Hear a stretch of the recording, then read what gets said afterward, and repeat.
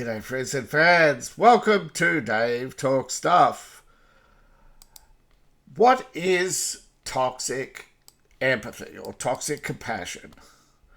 This is a harmful behavior where your desire to be empathetic,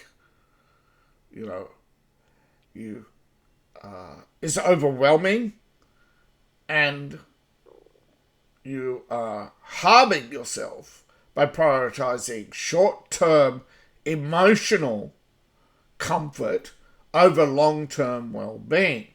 Now, this takes many forms. This can be going into debt. This can be forcing your beliefs onto others, nagging, stuck in a situation where you want to sacrifice everything for others, and you're not supporting an individual. You sacrifice having children, you sacrifice work, you're volunteering for every cause, you're protesting every protest.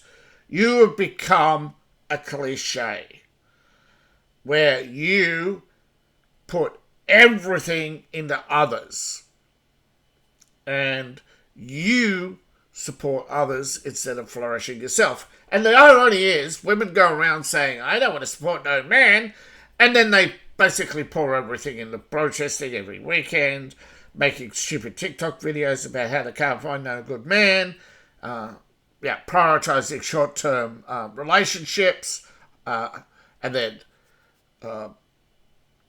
pouring everything emotionally into their cat or into their causes, and then basically you see their decline in physical and mental health. And this is not the only thing. It's not just protesters, vegans, oh, did you love animals so much? I'll stop eating meat. And then they point to Buddha. But I'll tell you, I've been to Vietnam. I've been to the Sri Lankan Buddhist temples there, and I'm telling you, they're eating meat. And Buddha was a pretty large man when he died. He was not vegan for long. It was a diet, okay? It was a part of a strict diet but like all religions, there's fanaticism in every religion. Yeah, but it's part of a toxic behavior of toxic empathy. Striving to become pure, and it becomes a fanaticism. Now, before I continue, I'd like to remind you that I am sponsored by you, the viewing audience. This is my Shopify store, Empire of Elves. You can see lots of mostly coffee cups.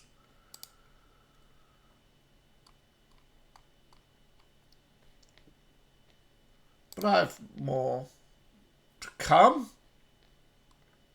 Going to have more posters, more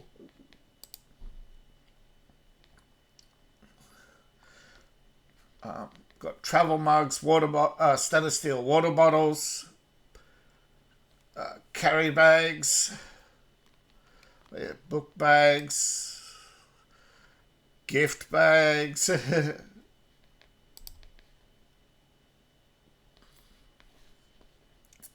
Thank you for your support. Now, key aspects of toxic empathy.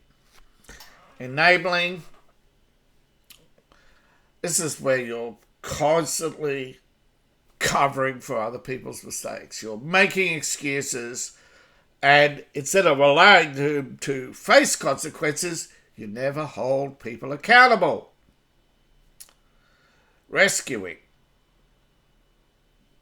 You see this all the time,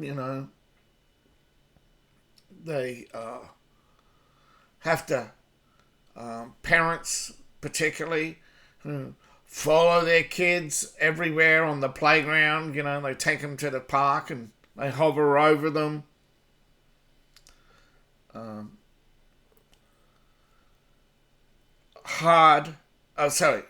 Next is hard truths. Okay. They cannot face adversary. So they're always just fine. Everything is nice. Everything is good. Everything is just dandy. But you can see it isn't. But they avoid negativity.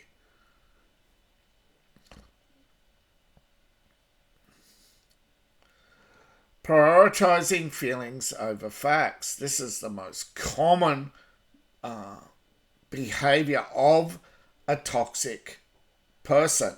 Is they want to validate emotions. They want to focus on the immediate. They want to focus on narratives instead of facing the objective truth. They get it in their head that they can make a better society through diversity, and nothing will convince them otherwise. You can point to every civilization that's collapsed, and they will say, how do you know? They will actually, that's the rare time, but again, it comes down to avoiding the hard truths.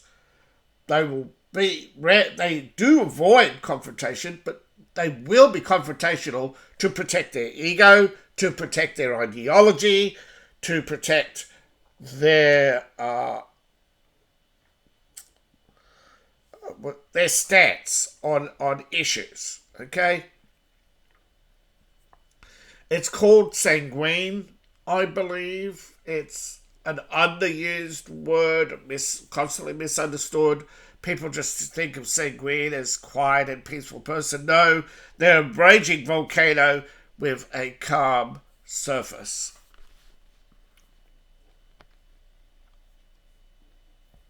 Sanguine is just having a calm exterior. It doesn't mean they're a calm controller. Sanguine is just a state of being. It's actually very close to an emotion almost, is that they're emotionally bottled up.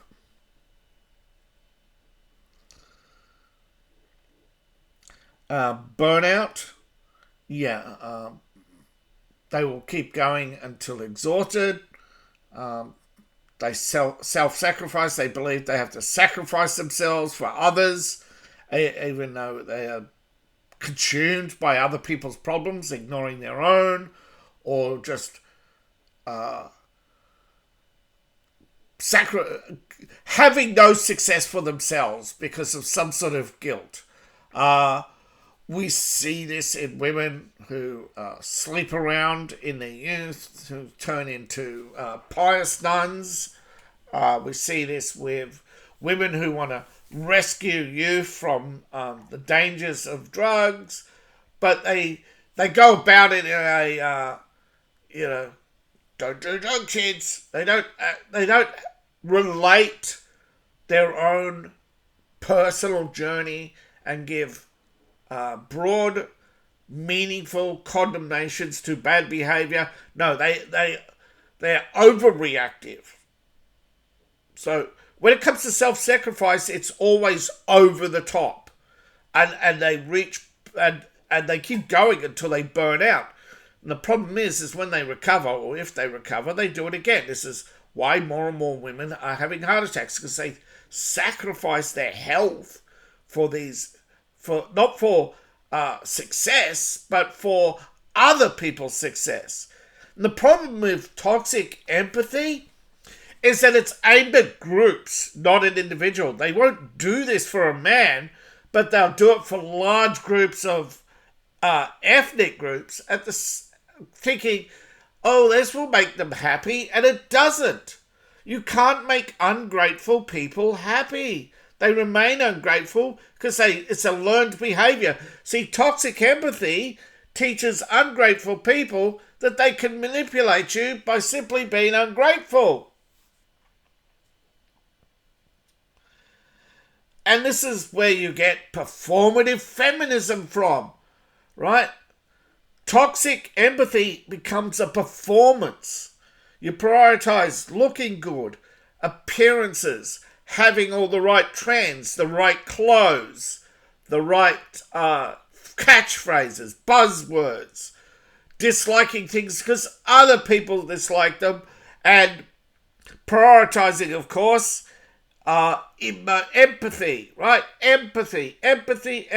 Every time someone goes on about empathy more than once a day, they're pretty much toxic. But what is the difference between toxic compassion and genuine kindness? Now, you may say, oh, what about nuns and Catholics and all these other organizations that help people? Well, the difference is, and let's be honest, real kindness has boundaries. Real kindness believes and understands the fundamental message of Christ is you can't save everyone. You have to be able to turn people away. You have to be able to set a limit that you have to be able to grow personally and succeed, have success for yourself. Now, where does toxic empathy come from? Well, primarily it comes from a fear of being disliked, the fear of being seen as unkind. It also comes from not wanting accountability. Often people with toxic empathy have their own sins that they wish to hide. It could be shoplifting. It's usually petty shoplifting, addiction, sexual promiscuity. It can come from overbearing parents constantly, preaching religious messaging to the point of absurdity, and it creates a viewed warped sense of duty to others, where I want to be Christ-like and sacrifice myself on the cross so that I too will be exalted in the kingdom of heaven. There are many examples of toxic empathy in this world. Most of the time, you just have to look at a protest group, vegans. Now, empathy itself becomes toxic when people will not affirm the harmful behavior they're engaged in, or they're engaged in deception. There is, however, a version of toxic empathy. I call it the George Clooney empathy or Hollywood empathy, and that is where you're doing it to fundraise, right? How many of these Hollywood fundraisers go from I'm a struggling actor to I'm now a billionaire, right? This is where they're using empathy to promote themselves, so they do get successful. This is part of this. So toxic empathy has a performance to it, but because it becomes so performative and so repetitive, they become big phonies. Okay, they can promote any cause. They don't. They believe in nothing. Everything is negotiable. Now, common examples of toxic empathy also include picking up the slack for underperforming workers, making excuses for people who are making excuses for someone else, avoiding honest conversations, validating unhealthy lifestyles when it's obvious to everyone you're underweight or overweight, or you are constantly sick, or you're out of breath after taking 5 steps.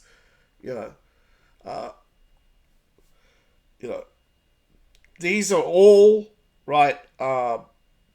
Again, another cause of toxic empathy, particularly with veganism, is they actually find out how a beef burger's made. They see, look up how beef burger's made. Usually you see the meat patty, or maybe you see the side of beef being cut up.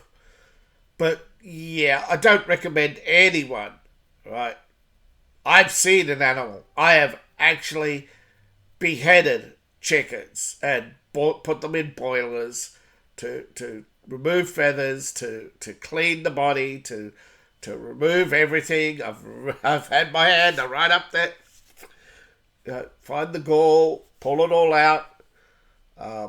Yeah, I've washed bodies, and no, I've never used chemicals once in my life in a slaughterhouse. But chickens, oh, they're, larger animals are done mechanically. Although chickens these days are now done mechanically as well.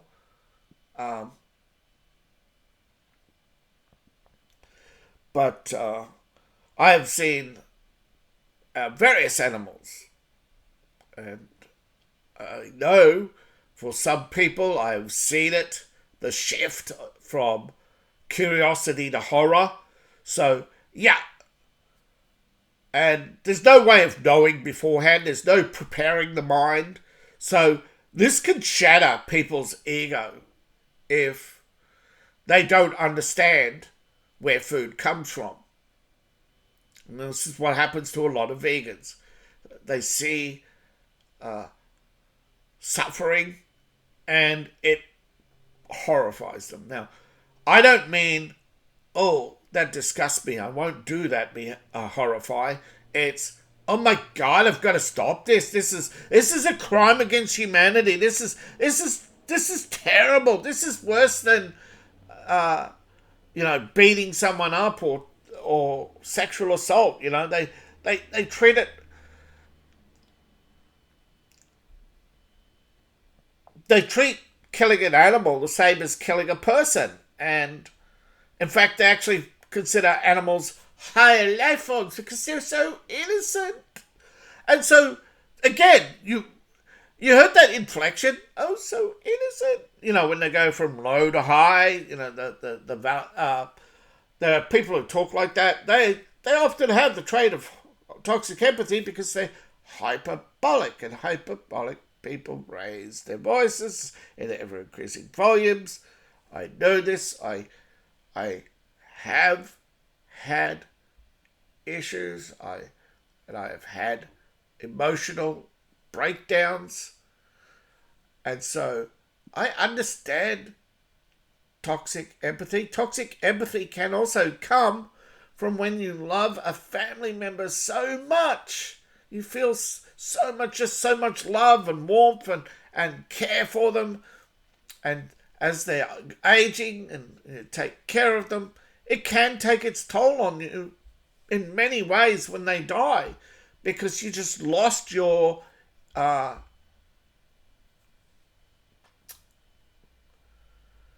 anchor. Something took over your mind, and this is why Ayn Rand and many other philosophers, all the way back to Aristotle, you've got to have a presence of mind to control your emotions. This is whether it's emotional attachment, your emotional responses. And I think one of the other traits of toxic empathy is people who fake emotions. Crocodile tears, people who perform, right, are toxic. Now, people who perform are not necessarily toxic empathy itself, but they use the tools of performance to manipulate, to fundraise. George Clooney, or who literally brags about making $12 million from fundraising for Obama. $12 million. And they talk about supporting the arts, yet they don't. They don't. They don't support real artists. Now, I'm not saying I'm a real artist because I write, or real artist because I design. I did not draw these, by the way. I did design, do the designs though, and did the arrangements. But I'm talking about people who do art for art's sake, not fame. Not people who pour everything into singing and dancing and performing because they want to be famous. Because I think, what is it, fame now? Fame used to last when there were few, but now I think today there are just, we've got famous sports stars, famous journalists, famous writers, famous this, famous that, famous politicians. Maybe a few outstanding politicians, yeah. Why do I need to know the governor of Minnesota? He should be known in Minnesota, but, he shouldn't be famous. And again, it's the same with, maybe, governor will do something that makes them famous. That's different. Outstanding or terrible, go for the Newsom. But so many people are trying to make themselves famous by constant controversy or constant empathy. They're always jumping in on every topic, always trying to be ever so kind. And again, real kindness, real charity is hard work and done in silence and not for thunderous applause. I don't tell you about my charity and my charity works because that's me, right? And again, it's toxic empathy. You need, and that is such a wise empathy is so complicated, is because people, just, it when you see it, but it's often hard to define. So I hope I've cleared it up enough so you go, yeah, this is why liberals are unhinged, is because they are focused on short-term emotional goals and political narratives over the truth. And this is why increasingly people are disarrayed with both parties and wanting the option of truth. And that is when you become red pill, my friends, is when you stop being empathetic, stop being narrative driven, and start embracing the truth. And the truth sets you free. Thank you for watching. Please like, share, and subscribe. Please support the channel. You can support me on Ko-Fi, Patreon, buy my books, buy my merch. I appreciate each and every one of you. See you in the next video, and bye for now.